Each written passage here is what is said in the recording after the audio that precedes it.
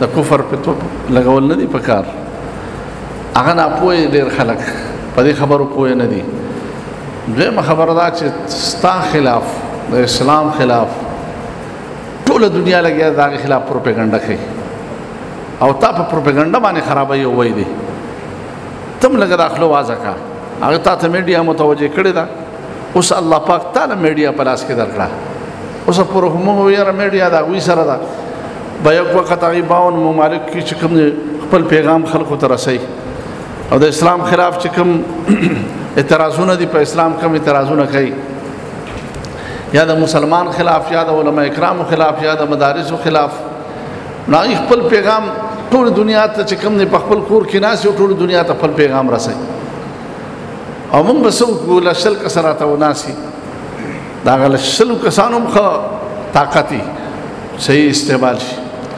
اوس الحمدلله سوشل میډیا لاره سوشل میډیا صحیح استعمال اوس پکار دی بس هر چاته موبایل نیول دا چې بس نه کوم سړی روټه خوري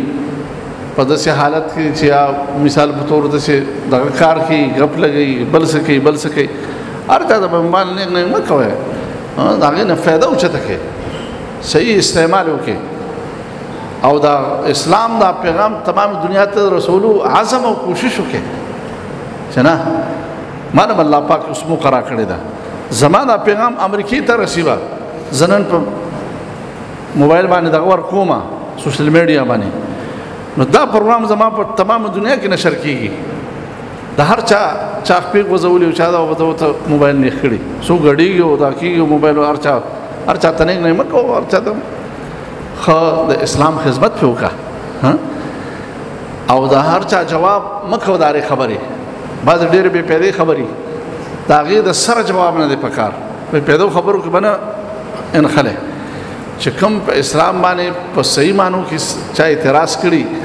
دا غي دلیل وګوره او په دلیل سره ور جواب ورکړه دلیل وګوره او په دلیل سره ور جواب ورکړه که په خپل نه شو ورکولې فیسبوک نه کې مثال په تور سوشل میډیا دنیا نو چې کوم کسان کوي زمون مرګري هغه ته چې کوم نه دا فیسبوک ګوره او چې کوم اعتراضات وشي دا کتاب کې چې کوم نه جواب ګوره آیات ګوره حدیث دغه په مقابله کې ګوره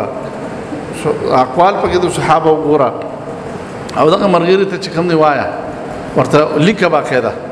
دې خبره دا جواب دی او اغله ورخو دا نشر کا دا په ټول دنیا ته دا جواب رسی کوم اعتراض چې ټول دنیا ته رسیدلې دی دا په مقابله کې ستا جواب ټول دنیا ته ورسید نو په صحیح مانو کې چې کوم نه دغه خدمت او عام کې بالکل چې بس سم مرتون خله چا وی یو شی نشر کوي چې تا سو نشر کړي د اسلام لپاره د اسلام د خدمت لپاره نو په دې وجه باندې استاد سره چې کوم نه دغه موقع ده ځکه